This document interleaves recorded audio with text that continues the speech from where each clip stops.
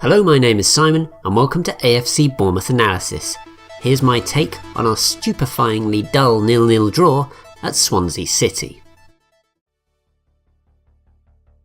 Yes, that's another clean sheet, and that's 3 in a row, which is something we've never achieved in the Premier League before, so that's a great achievement, and a large part of that is obviously down to our signings over the summer. Asmir Begovic in goal, another solid display, and Nathan Ake, who is probably our best player, and he's starting to put together a very decent partnership with Steve Cook. The fullbacks Daniels and Smith did their jobs, and defensively we look very sound.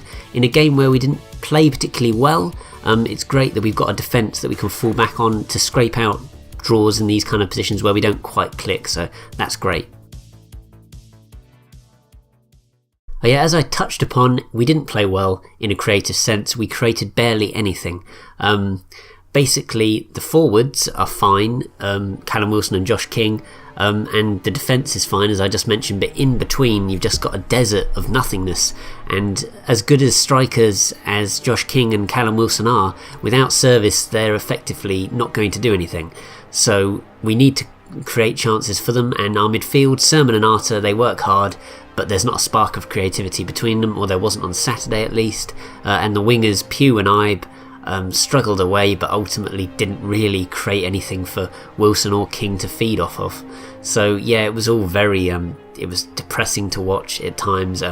Didn't create anything, very little passing, move forward, and yeah, it was really a problem, especially and it's annoying when you consider that we've got Lewis Cook on the bench, and even more annoying still, Dan Gosling got on ahead of Lewis Cook. Lewis Cook was given 2 minutes of injury time to make an impact, and obviously he's not going to be able to do anything in that short period of time. So yeah, I don't really know what Howe was thinking. His substitutions were a bit lacking, just swapping a midfielder and the wrong midfielder, putting Dan Gosling on for Ibe, and then just swapping a striker, Afobe, for Wilson, who didn't have a sniff, was basically not addressing the main problem, which is that we didn't have anyone in midfield to hold the ball and play it forward. So yeah, it's bizarre how Lewis Cook can't get a game. It's beginning to get a bit frustrating now, to be honest.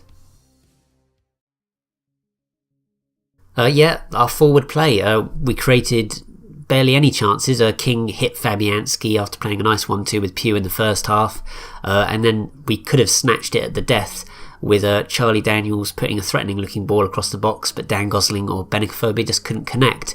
But it would have been daylight robbery had we stolen a point there. But yeah, our forward play was incredibly bad, to say the very least. The full-time whistle, so I didn't have to watch it anymore, to be honest. It was a game I'd rather forget.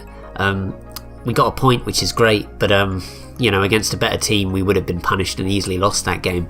Swansea could argue that they had a couple of decisions go against them, but I think that push on Ake was a push and it shouldn't have counted as a goal, so the referee got that right.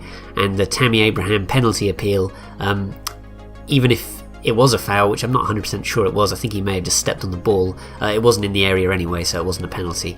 But without doubt Swansea had the best chance of the game, with Fur running through, hit Begovic, and then he had an open goal to hit and he somehow missed.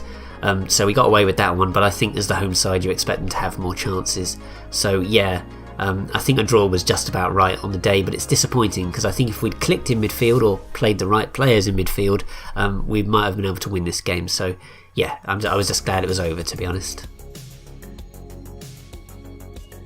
I wanted to get this video done fairly quickly, so I only had one contribution for this video, and it was from Twitter, from AFCB Bob, who said, "Poor game, Swansea were there for the taking. How Gosling gets on ahead of Lewis Cook is beyond me."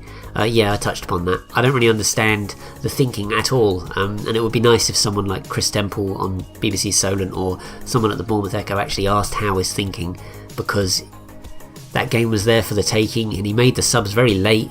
The last 10-15 minutes I think he made subs, and it was clear that it wasn't working from the first half, let alone the first 15 minutes of the second half, where Swansea were growing into the game and looked like they were going to get a winner that fortunately they didn't get.